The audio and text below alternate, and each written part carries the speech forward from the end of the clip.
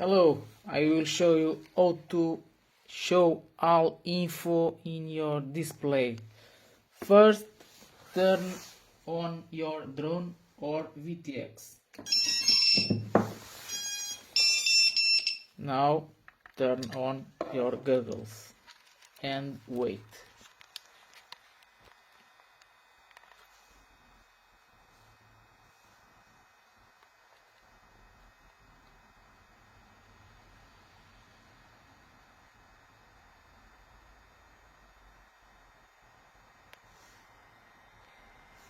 Now go to the menu, settings,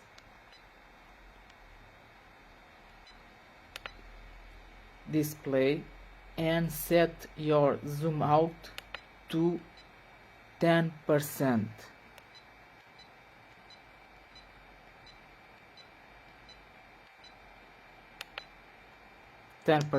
And you got all info. Thanks for watching.